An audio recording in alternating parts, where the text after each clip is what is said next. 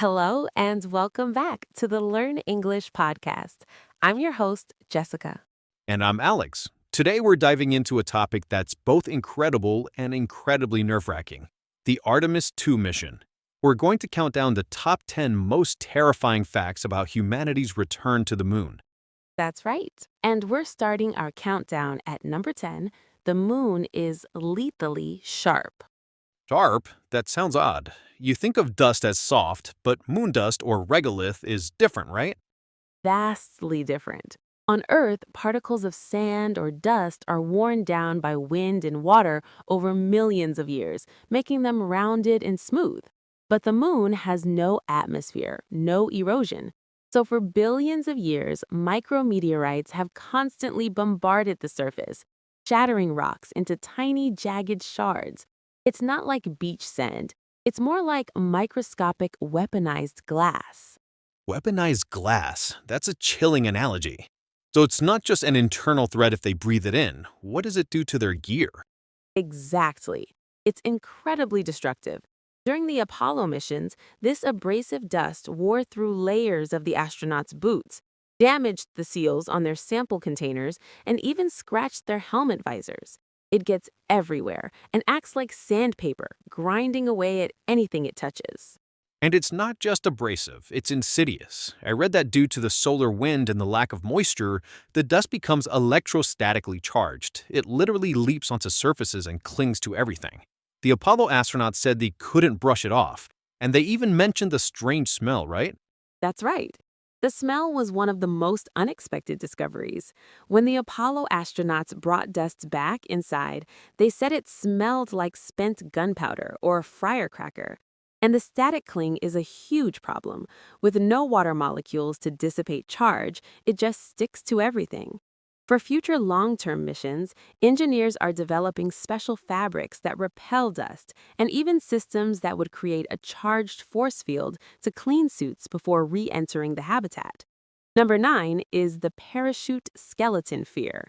The Orion capsule needs 11 parachutes to slow its descent before splashing down in the ocean. Right, but the issue isn't the parachutes themselves, it's the lines holding them, called the risers. Tests showed they were weaker than engineers expected.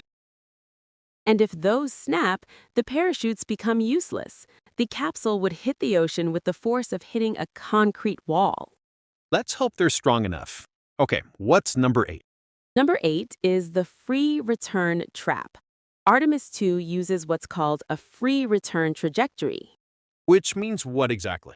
It means once they fire their engines to head to the moon, they are locked in. They can't turn around. It's like being on a roller coaster with no brakes until the end. So if life support or another critical system failed early on, they would be forced to fly all the way around the moon first. A multi-day wait in a dying ship. That's a horrifying scenario. It really is.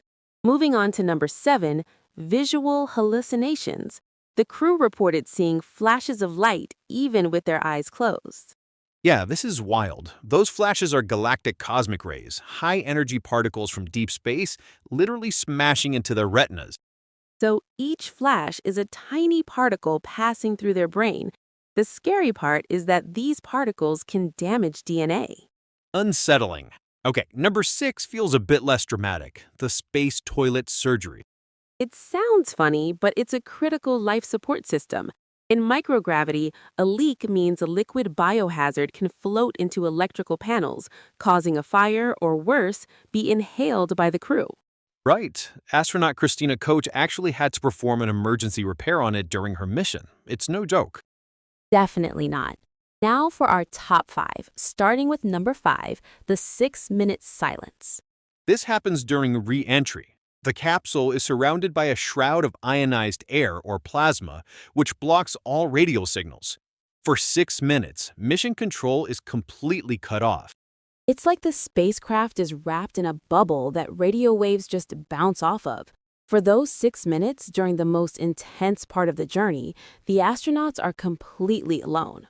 Let's get to number 4, solar storm Russian roulette. Right. The mission launched during solar maximum, the peak of the sun's 11-year cycle activity. Outside Earth's protective magnetic field, a large solar flare could hit them with lethal radiation. And their only protection is a makeshift storm shelter inside the capsule, made of water bags and food crates. Not exactly a lead-lined bunker. Moving on to number 3, 40 minutes of lunar isolation. As they passed behind the far side of the moon itself blocked all radio contact with Earth. For 41 minutes, this is even longer than the re-entry silence. If a life-critical system had failed then, mission control wouldn't have known until they reappeared on the other side. All right, we're at number 2, and this is truly intense, the 5,000-degree plasma cocoon. When they hit the atmosphere at 25,000 miles per hour, the air can't get out of the way fast enough. It compresses and becomes plasma, reaching 2,760 degrees Celsius. That's twice as hot as molten lava. And the only thing protecting them is the heat shield. If that fails for even a moment, the spacecraft would melt in seconds. Which brings us, chillingly, to our number 1 most terrifying fact, the deviant heat shield gamble. This is the heart of the issue. During the Artemis I test flight, that all-important heat shield didn't perform as expected. Instead of melting away smoothly, large chunks of it broke off.